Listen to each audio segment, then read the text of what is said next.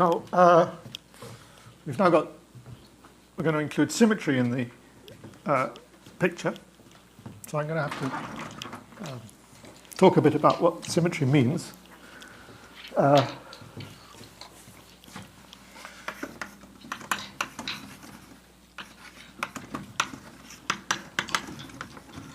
we have some group of transformations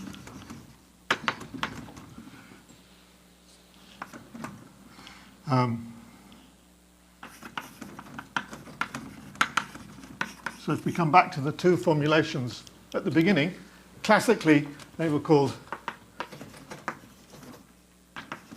canonical transformations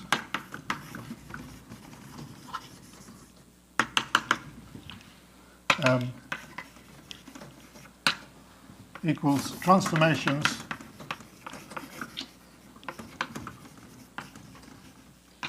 preserving the form of Hamilton's equations.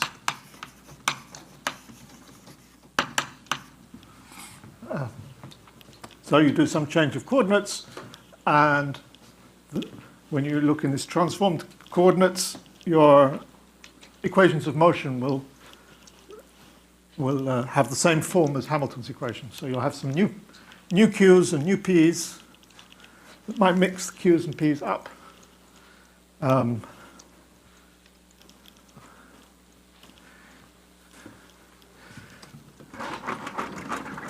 But the equations of motion will still be Hamilton's equations. The transformed equations of motion will still look like Hamilton's equations, this special form. Or in modern language, the symplectic transformations.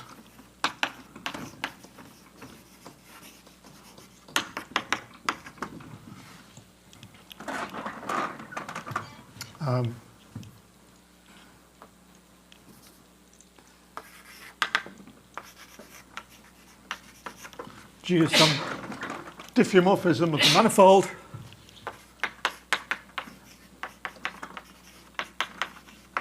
Which means that such that it preserves the symplectic form. And then when it preserves the symplectic form, it will also map the Hamiltonian to some new Hamiltonian function in new coordinates, but it'll also map the vector field to the vector field, because the vector field is determined by the Hamiltonian and the symplectic form.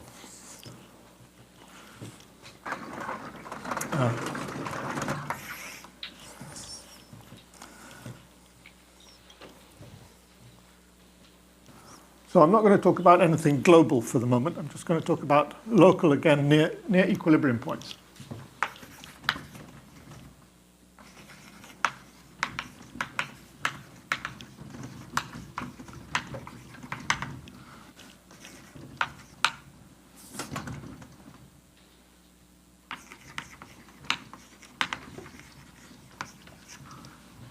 G acts linearly on, so that means that each element of the group, so the group might be finite or not finite, group of rotations in Rn, for example, or something like that.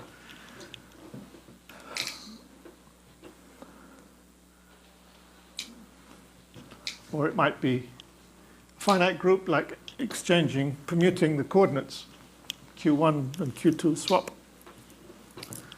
Something like that. So finite or not finite. So this means that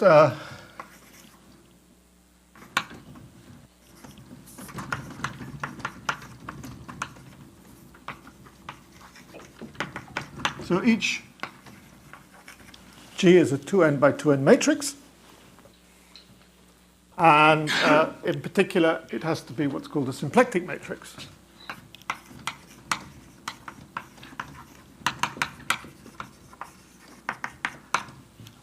So this means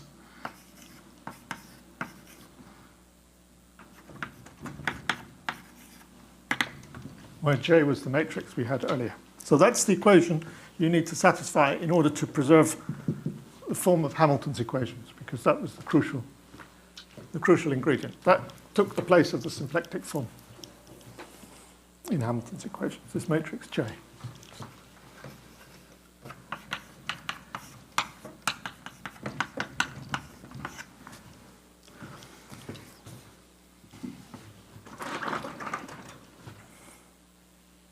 So we write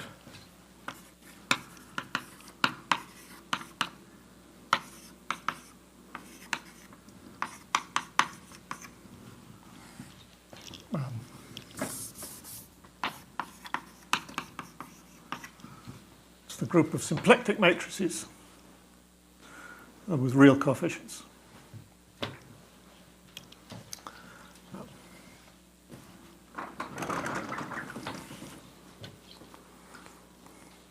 So this is a symplectic representation.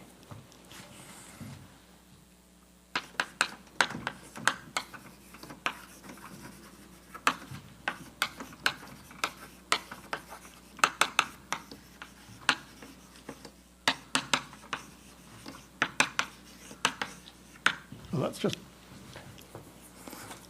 means the same thing.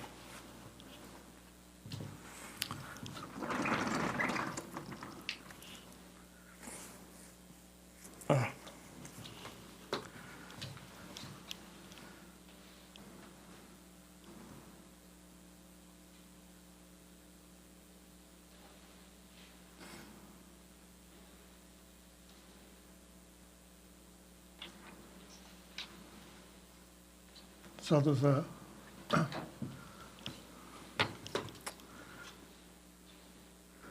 there are three types of symplectic representation. Oh, let's just say example.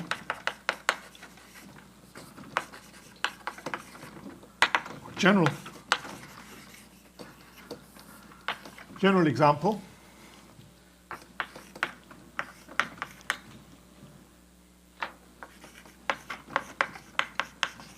So if A is any n by n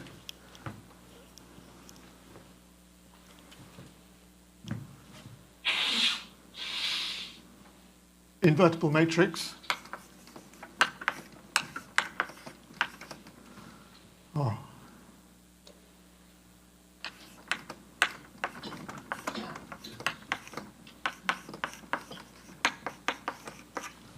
then that matrix, this is the inverse transpose matrix, is satisfies this.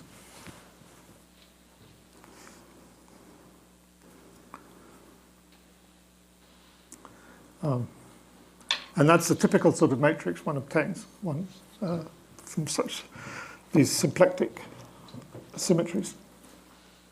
So that means any, so usually you would think of A as being an orthogonal matrix, because there's some geometry involved as well.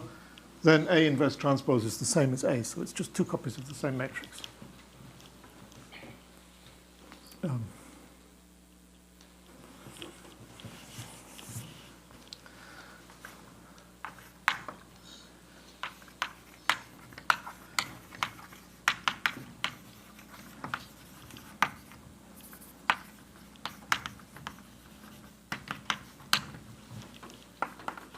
So, we want to understand symplectic representations to understand symmetry. We need to know what the building blocks of these things are. So these are built out of irreducible representations.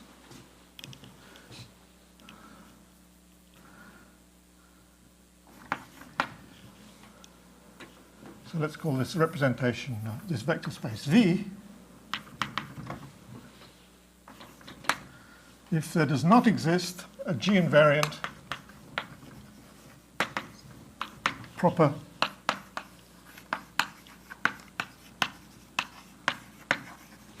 symplectic subspace of V. So the only invariant subspaces, symplectic invariant subspaces, are the whole space and 0.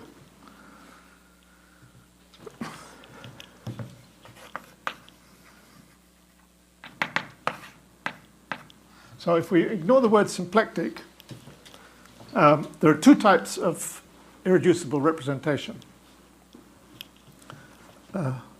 over the reals. In complex, there's sort of one type, but no, what am I saying? There are three types.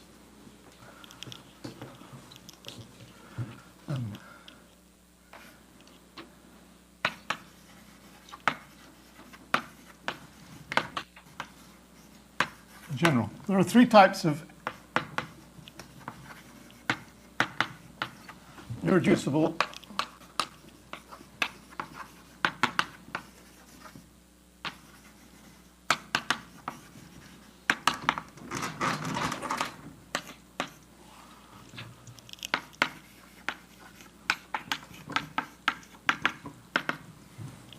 First one is called the real type, and V is the direct sum of two representations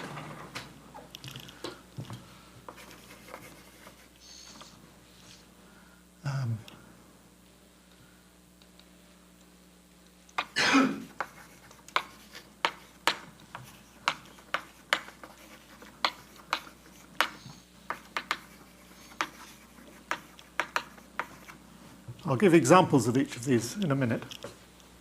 So W is, and I'll say what absolutely irreducible means in a moment, with going to this splitting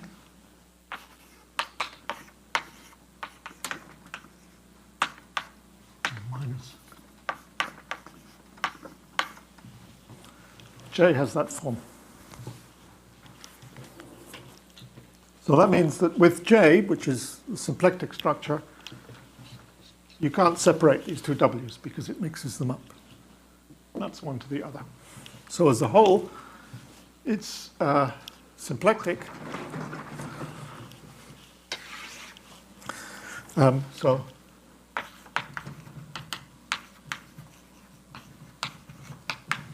if you've seen any representation theory before, this might be familiar.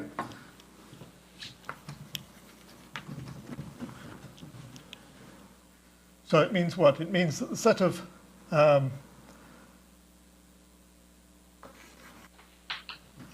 let's give it a name. Hom L.G.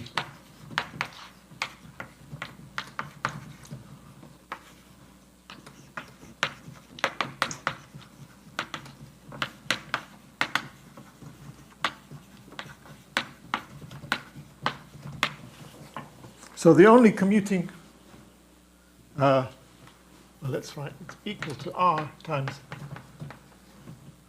So G equivariant means commuting with G.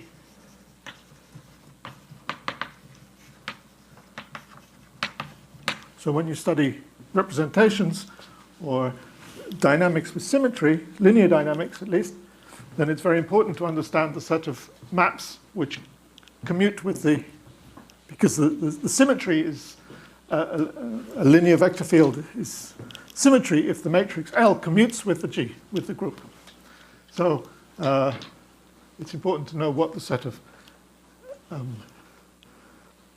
linear maps are that commute with G.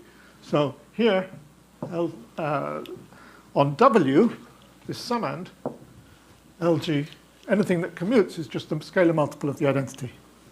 So in this case,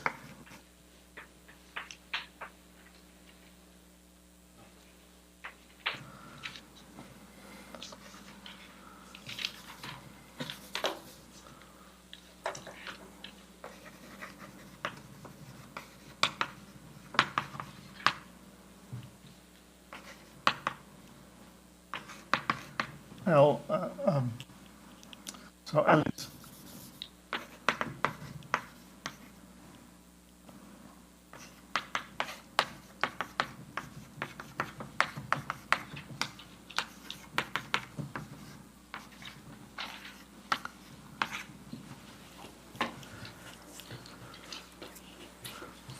so it's just copies of the identity matrix. There's no other way an element can commute with the symmetry. So that's the first type. Oh, and I should say, and L is Hamiltonian.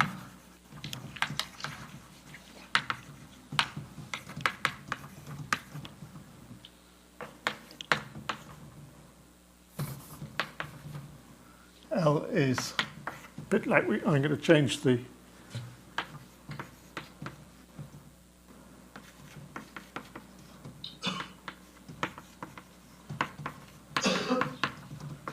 so I'm using the same letters A, B, and C as I had when I was talking about this case. So we can see that it's very similar to just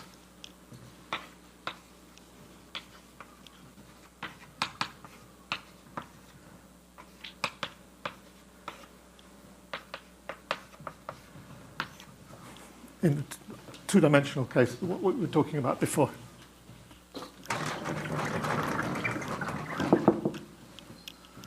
Oh, I've got my C and my A the wrong way around. Let's put C here, minus A.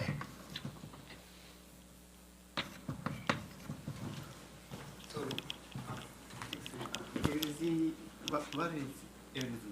Some Boolean form? G invariant Boolean form? What is, sorry, what? LZ. Oh, it's the set of all, it's this. It's definition. Yes, yes, sorry, yeah.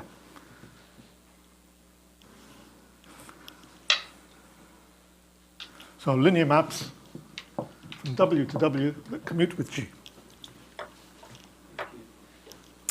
So that's the first type.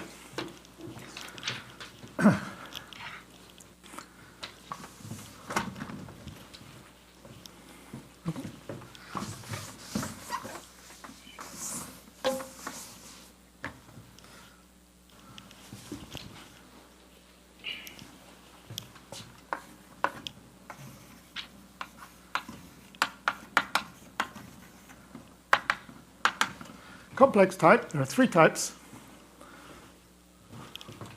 So V doesn't split up into anything.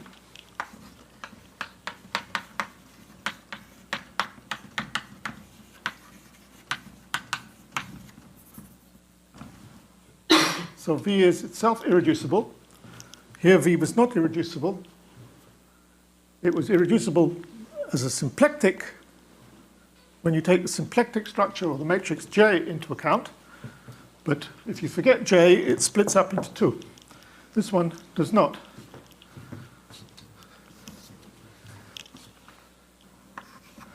And L, G, B, V, well, it's isomorphic to the complex numbers, which is why it's called complex type.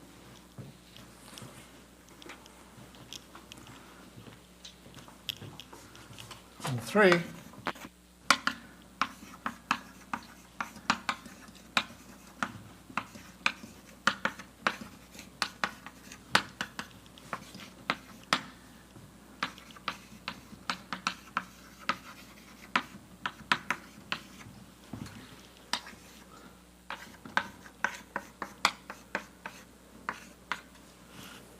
what do we write as the quaternions?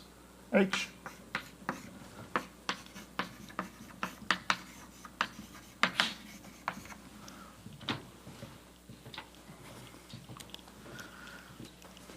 So if we forget about symplectic, so if you've studied any representation theory, then you'd know that over the complex numbers, if you have a complex representation, which is what most people write about in representation theory because it's the most beautiful subject, I think, complex representations, and it's very, in a sense, it's very simple and it's very uniform. It's not simple, but there's only one type of complex irreducible representation over the complex numbers, and they always satisfy this for an irreducible representation. Over the reals, there are three types. One has this property, So the set of commuting linear maps, so if it's a linear map and it commutes with the group, then the kernel is invariant because the matrix is symmetric. So the kernel is invariant. So if the kernel is not 0, then it must be an irreducible, it must be some subspace which is invariant. So that tells us that the set of, if the space is irreducible, the set of commuting linear maps, every map in there is invertible, apart from 0. There's 0 and there's all the invertible matrices. So that's what in algebra is called a division algebra. And it's a famous classical theorem that there are 3 division algebras over the real numbers. Over the complex numbers, there's only 1, which is C. And over the reals, there are 3. There's the reals, the complex numbers, and the quaternions. So this gives you 3 types. But if you take the usual representation theory knowledge, there are the 3 types. There's the real type, but the real type can't be symplectic on its own. Just W is cannot be symplectic. There's no J like this on W, because the only things that commute are multiples of the identity, and that J is different. So it has to be 2 copies. Otherwise, it's the same as here. Of course, this looks like C. So there is some matrix in here whose square is -1, right? So J.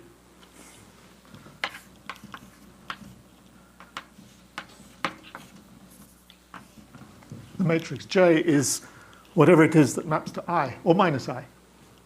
Okay, so because J squared is -1, that was one of the properties of J. And here, there are lots of matrices whose square is minus the identity, or -1. Lots of elements of the quaternions. There's a whole 2-sphere. Here there are just 2 elements. There's plus or minus I. Here there's a whole load of them. But anyway, any one of those will do to be the matrix J.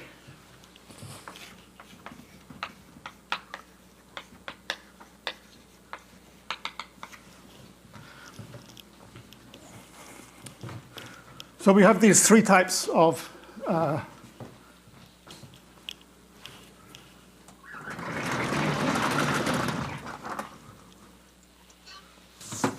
representation. So let's just see a couple of examples. Now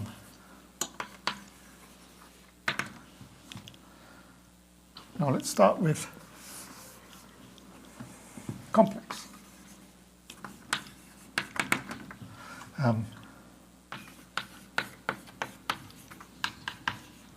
So R2 is symplectic.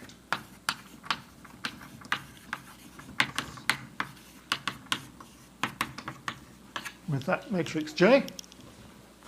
And the rotation, this matrix, if we think of it geometrically, it's a rotation by pi over 2. So obviously it commutes with all the other rotations.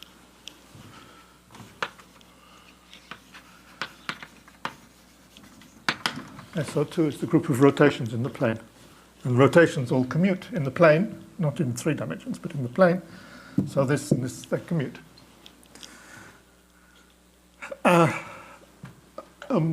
So if I think of this R2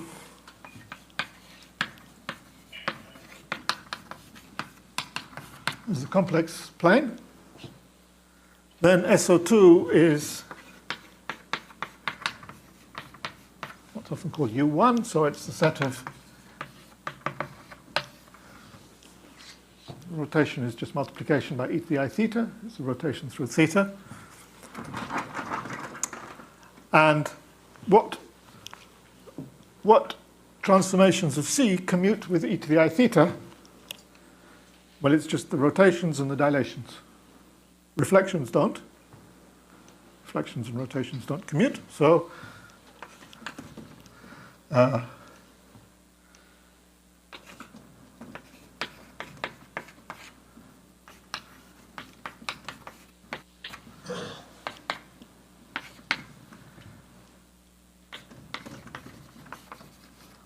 it's just scalar multiplication.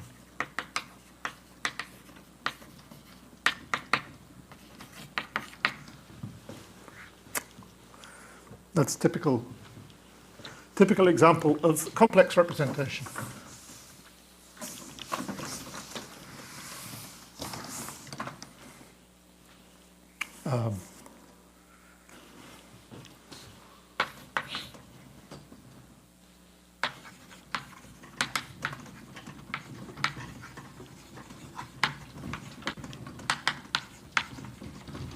Cyclic subgroup of rotations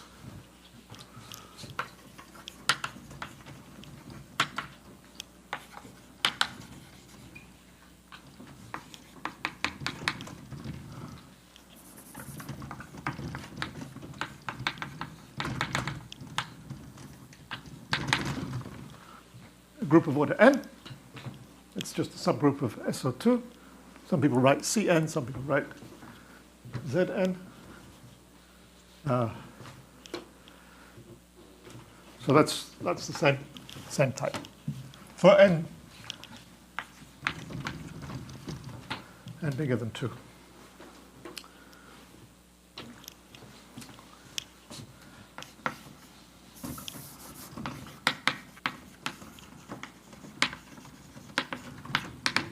Quaternionic, in a sense, there's only one example.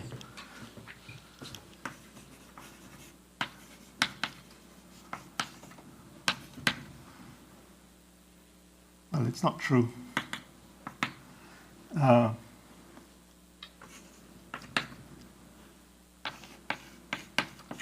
G is SU2 in 4 dimensions. So the only things that commute with that are, so we can realize SU2 as quaternions also, unit quaternions.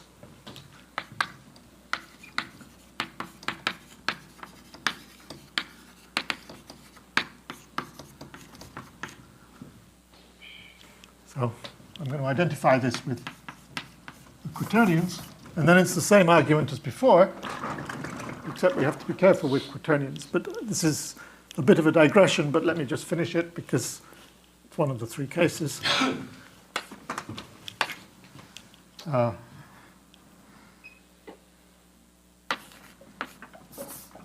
Set of linear maps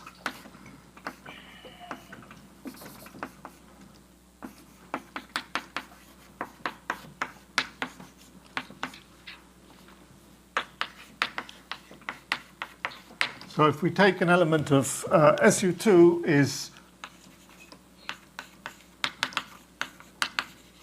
multiplication by unit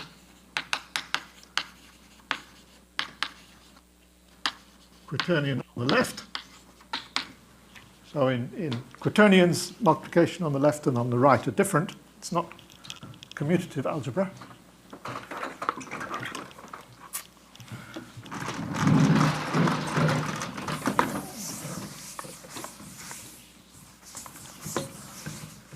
I don't want to spend time on this example because it's not going to come up again. It was just for completeness. So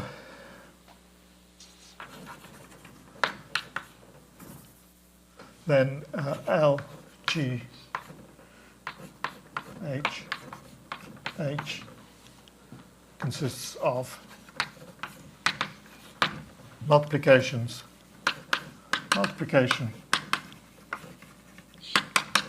by quaternions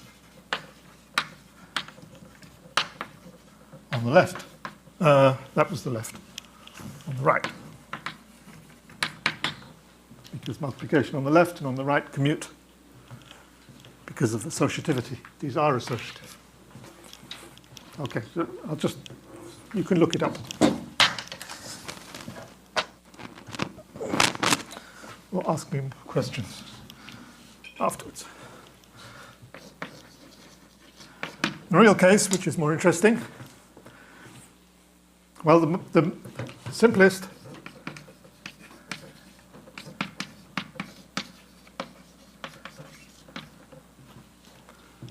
Z2 on R2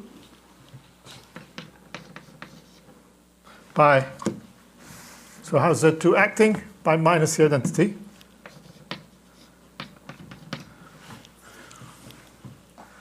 then R2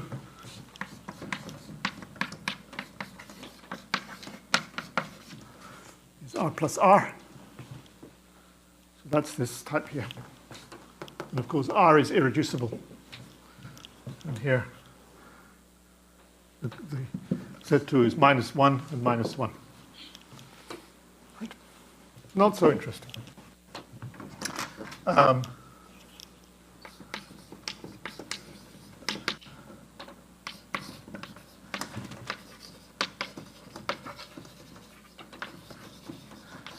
Better example is Dn, or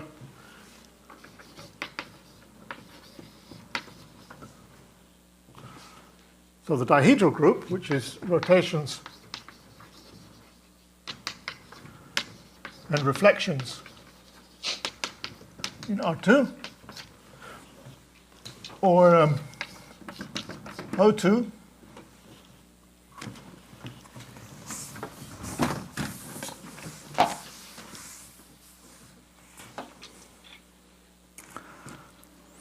O2 is rotations in the plane and reflections. So this is just similar to this first one. Here we had SO2 on R2, and now we've got O2. Here we have the cyclic group, which is just the rotations, and now I'm including the reflections. So the dihedral group is something like symmetries of the hexagon.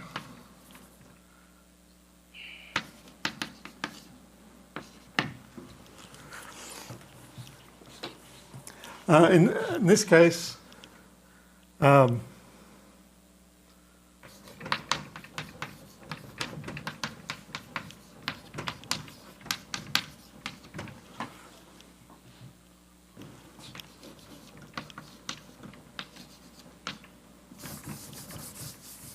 with sort of Dn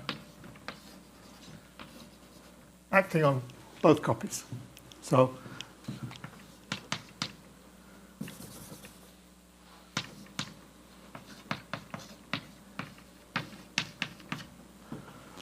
again, this is for n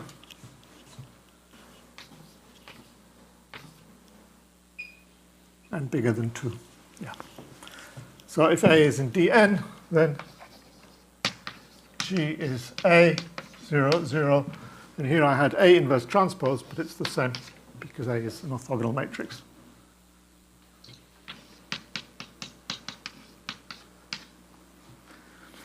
So that's a typical sort of representation that one gets in the reals. There are other examples, but this is the one we're going to talk about in examples. So, what's the point of all this?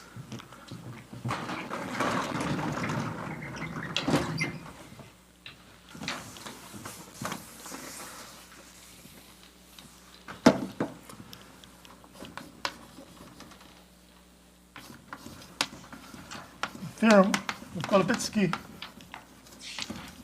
and Stewart, 1986, was the first to study this general question of bifurcations in Hamiltonian systems with symmetry. They had already studied bifurcations in general dynamical systems, not Hamiltonian, a few years earlier. You might have seen the big books on bifurcation theory by Golubitzky and Schaefer, and Golubitzky, Stewart, and Schaefer. So in there is where they work out all the representation theory needed for the for bifurcation theory in general, and then this was the beginning of the Hamiltonian case.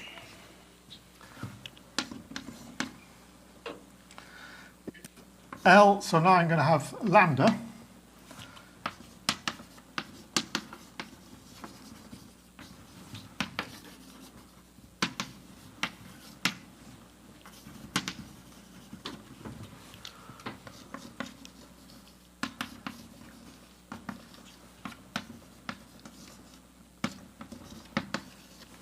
So linear Hamiltonian systems.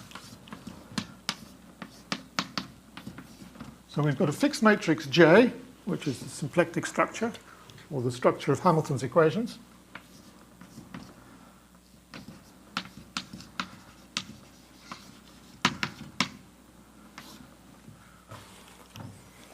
So J, L lambda is J times S lambda. So S lambda is a one-parameter family of symmetric matrices. So we want to repeat what I was saying about bifurcations in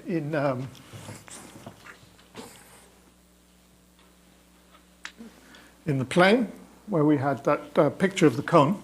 So what's the relevant one?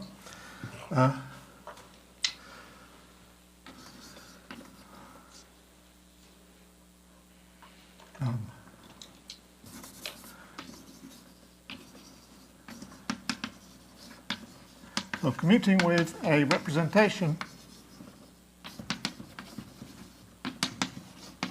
of a, well, compact, so it could be finite group G on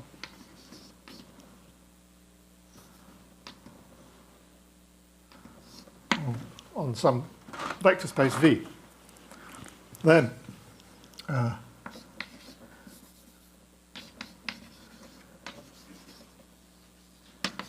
generically, so like we had before with the cone, generically a path will meet the cone at some non-zero point, but some special things might occur where it's here, but generically it'll be in the meet the cone. So it's that sort of generic, you can choose your path generically. A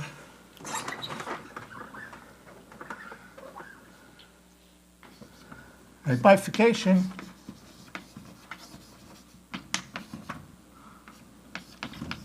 occurs at lambda 0, or lambda equals lambda 0, where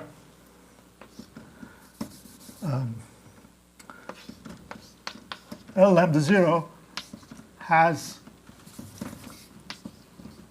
a 0 eigenvalue. Of course, that's where bifurcations happen. Yeah, but not the only one.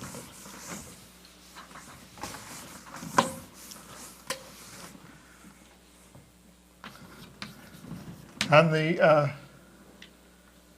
0 generalized eigenspace is symplectic. So generalized means you take powers of L in case they're a nilpotent part. So it's symplectic, or is a symplectic irreducible subspace. Let me call it V0 of V. So generically it's irreducible. And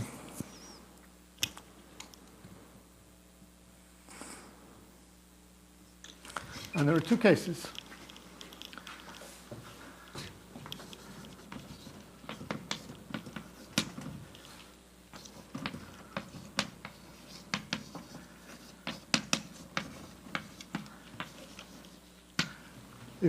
If V naught is of real type, right? So that's this. V is splits as sum of two parts. Then L naught is nilpotent.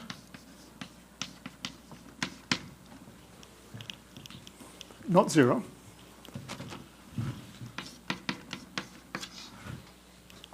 And get a splitting of eigenvalues.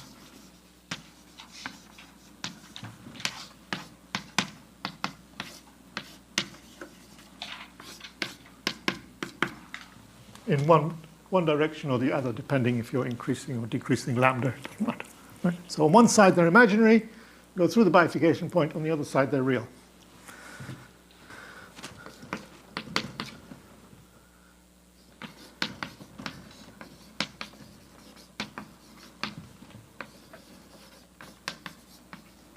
So if V naught is of one of the other two types, then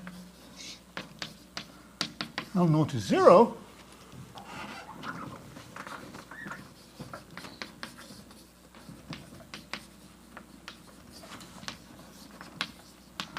And the eigenvalues behave differently.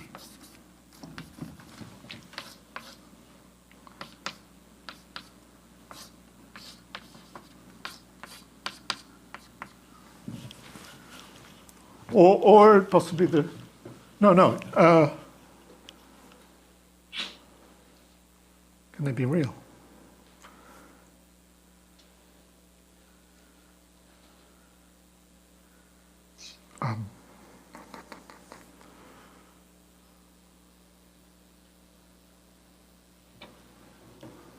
No, they can't be real. So you get the passing like this. If they were real, you'd have a real eigenspace, and that would be contradictory to having complex type. So the type of representation is reflected in the type of behavior you get for the eigenvalues. So what does this mean? So here, if this is the imaginary, which might mean that because the system is stable, when you have stable eigenvalues, stable equilibrium, the eigenvalues are all imaginary. So this could be from stability question. Here it's definitely unstable. You have a saddle point, like I drew early on. Whereas here, it's quite interesting, you get stability of some sort, at least at the linear level, stability on both sides of the equilibrium point.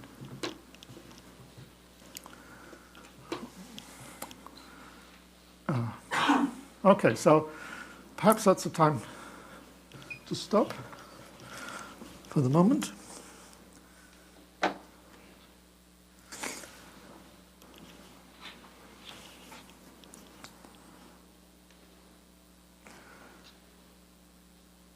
So the message there is that the symmetry influences the type of bifurcations that can occur. So maybe I should stop there for lunch, and then afternoon I'll talk about some actual examples where these things arise, and we'll see some. And I'll also talk about part 3, which was about reduction. Okay? Any questions?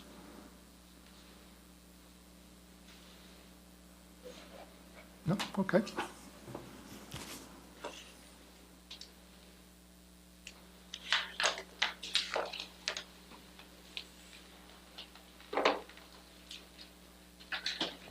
So is the afternoon lecture will start at 1:30? 1:30? Yeah. Oh, yeah, I could have gone to 12:30. I've only spent half an hour. Maybe I should continue. Oh, sure. I've forgotten the time. 10 minutes. Sorry? You should have a 10 once. 10 minutes or. Shall I continue? You sure? Yeah, okay. Sorry. I forgot time. Yeah. Confusing to see the watching. Recorded lecture.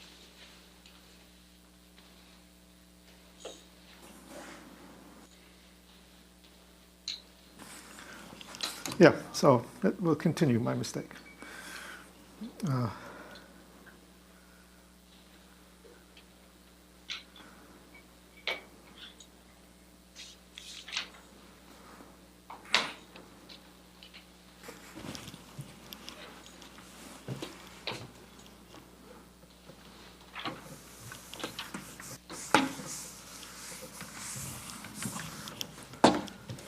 So,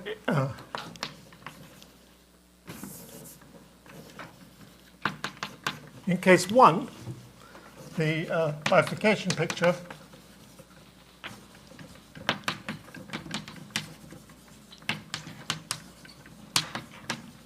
is the same as the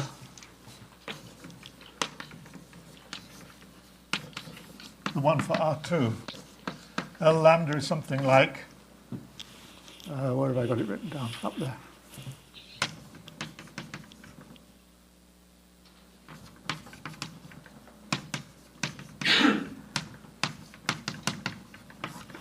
Yeah, and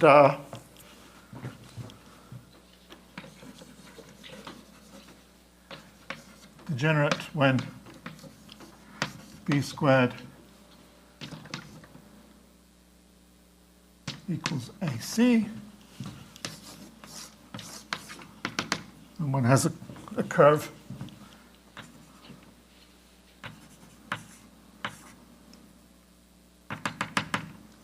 that goes through the cone like that, one way or the other, which explains these passing, splitting.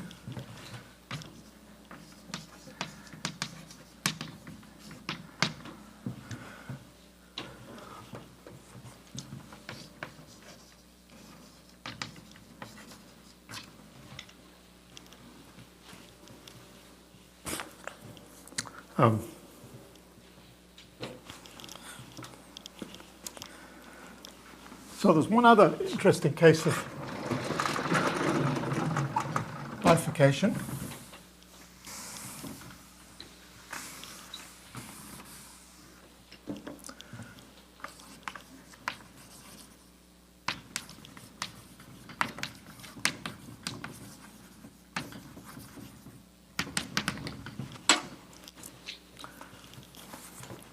And this is where we start with imaginary eigenvalues, and then they move out into the complex plane. But how can that happen?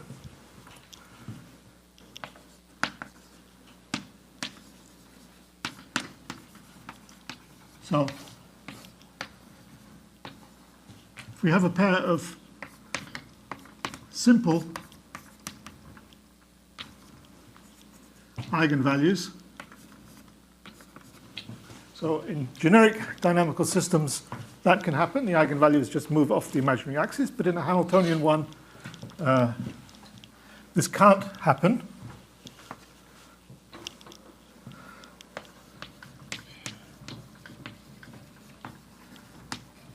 My dilemma above about the eigenvalues.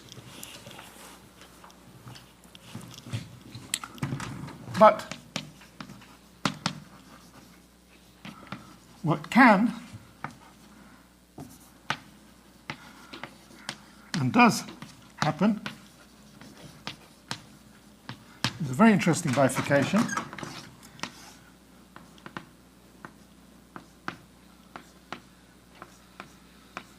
Where you have 4 eigenvalues. So this must be in at least R4.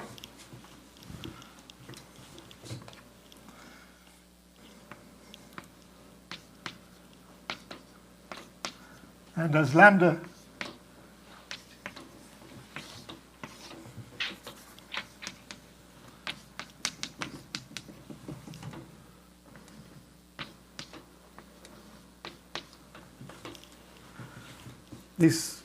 as lambda varies, these move together.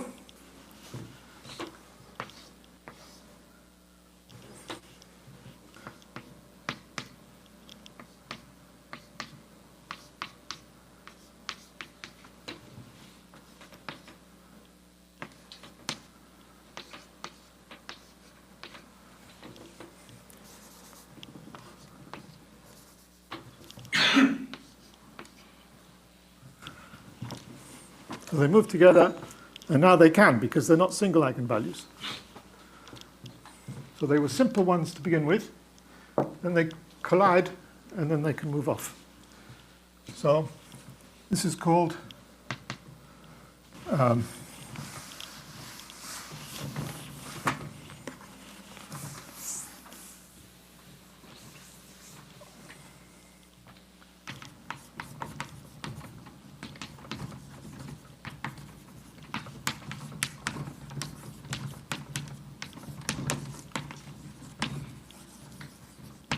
Hamiltonian Hopf bifurcation, and it has some interesting dynamical questions occur, which I'm going to talk about in a minute, or no, later.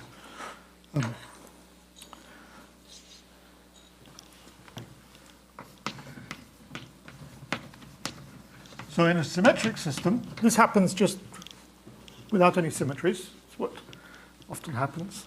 I have to say something about an important condition on this. But in a symmetric system,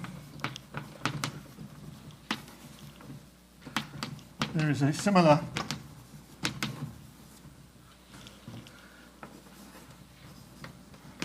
genericity statement about types of representation involved. I'm not going to go into the details. All right, it's complex type or something else. So this is a theorem due to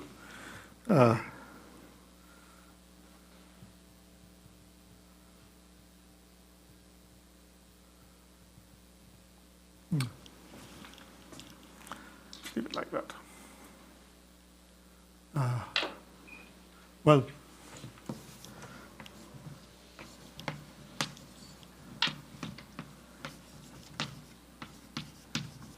V naught, that's the representation. Well, it's not V naught anymore because the eigenvalues, but V, let's say, oh, I don't know. Let's call it V0 anyway. V0 must be a sum of two copies of isomorphic representations.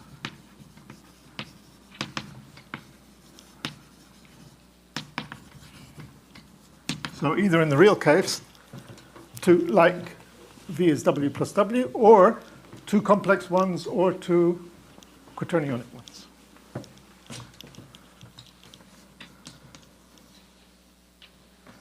Theorem of Delmitz and Melbourne, I think, 1992.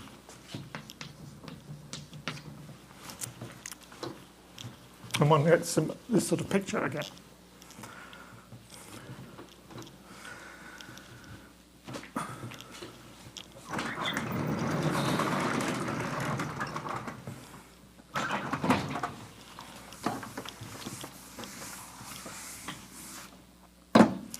So there's an important condition that I haven't discussed.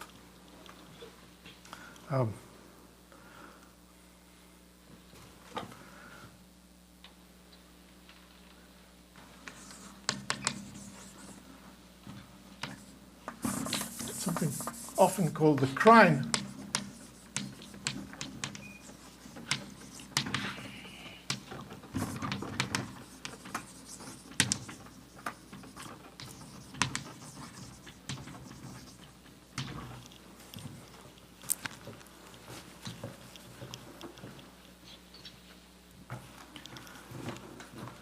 this is first developed in the 1950s by a Russian mathematician N.G. Krein. I'm just trying to remember which way, how best to say it. Oh, we go.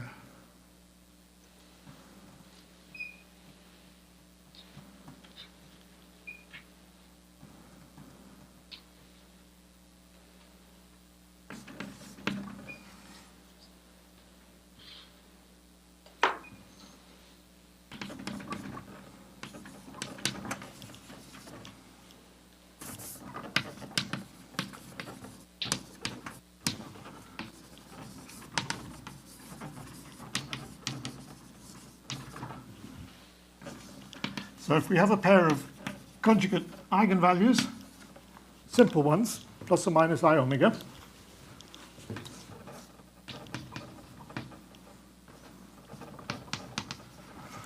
then of L, then there is a real, so L is some maybe high dimensional system, 2n by 2n, but I've got a pair of simple imaginary eigenvalues. Then there is a real eigenspace corresponding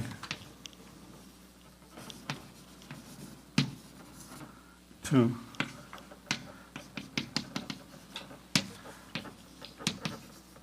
with, let's call them eigenvectors. So one can go through the best way to prove all this is to complexify the matrix and look at the complex eigenvectors, complex eigenvalues. Let's call them psi and eta. It's a two-dimensional thing, so we've got a pair of vector fields where L psi is omega eta, and L eta is minus omega psi. Okay, so we can always choose a psi and an eta such that that's the case. So the psi is an eigenvector of L squared with eigenvalue minus omega squared. And that's why you get plus or minus I omega.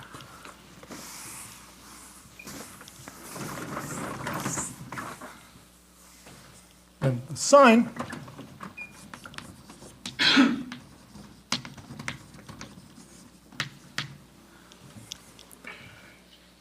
so if we put psi transpose j eta,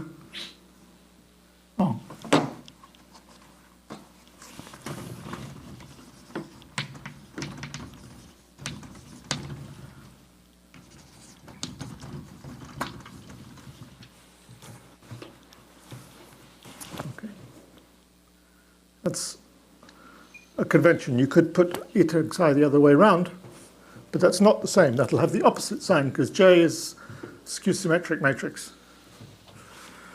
But I've chosen psi and eta by this.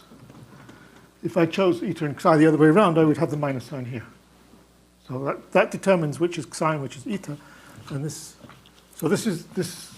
Krein proved this is well defined. He didn't write it exactly like this, but that's what it comes down to.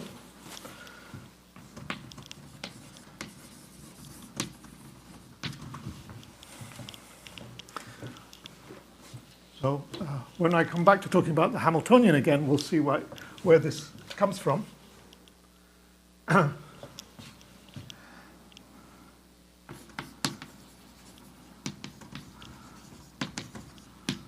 Hamiltonian Hopf can only occur if, so we have at the beginning, where's it gone? Over here. We have two separate imaginary eigenvalues, so let's call this I omega 1, I omega 2, like that. If the sign of in this sense, the Krein, let's call it the Krein sign like this,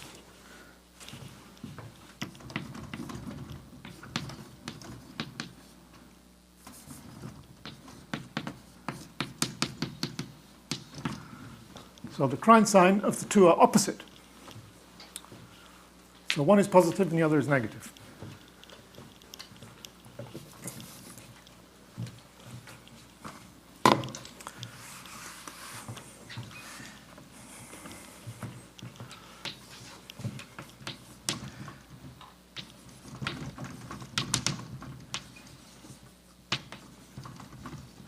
If they have the same signs,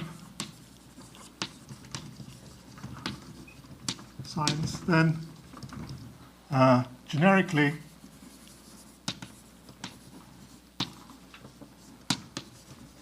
they do not collide.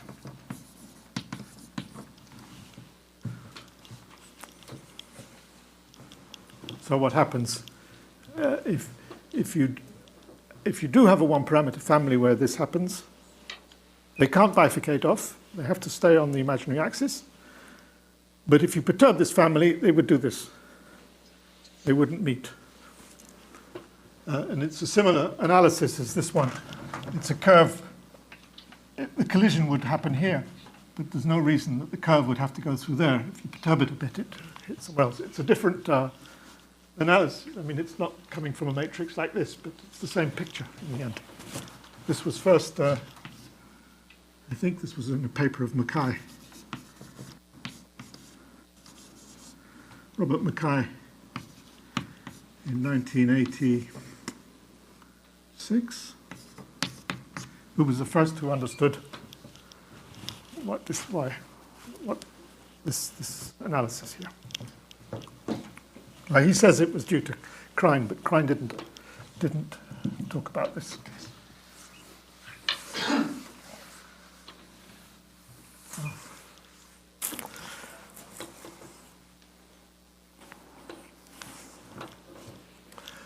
And again,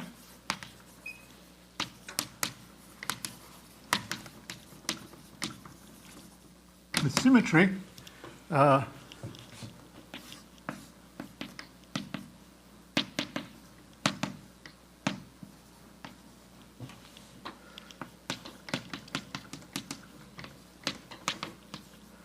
that symmetry means you have multiple eigenvalues.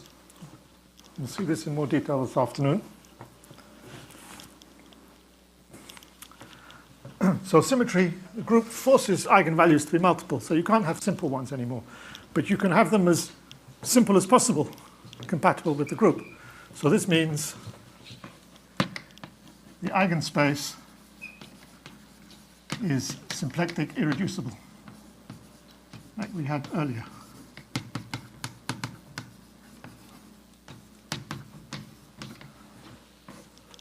Then Krein sign is well defined. And again, Hamiltonian Hopf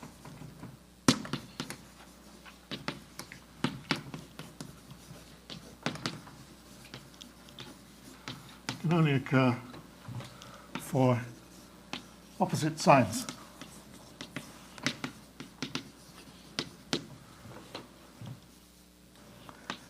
But with symmetry,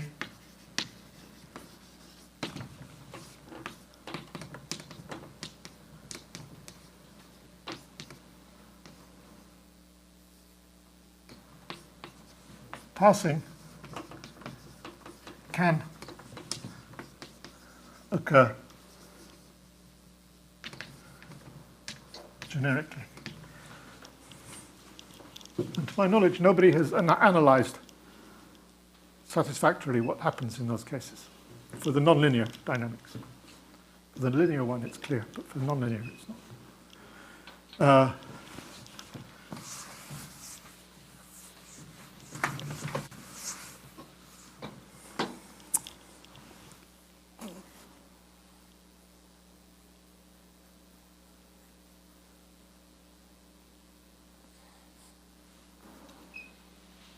So that's all rather sort of lots of theorems of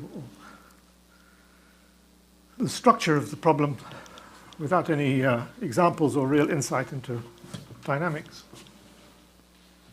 So maybe I'll stop there, and then this afternoon I'll talk about more about the dynamics and what actually happens. Periodic orbits near equilibrium points and so on.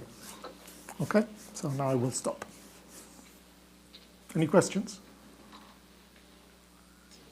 Krein's sign is not limited to the Hamiltonian. Any. Well, this matrix J is what makes it Hamiltonian. Yeah, yeah. And this form of the equations as well is Hamiltonian.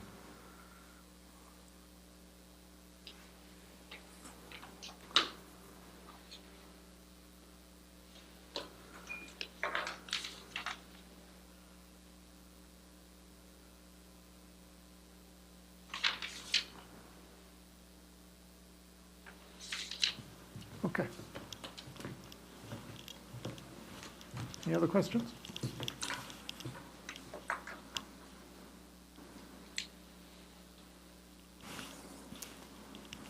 Okay.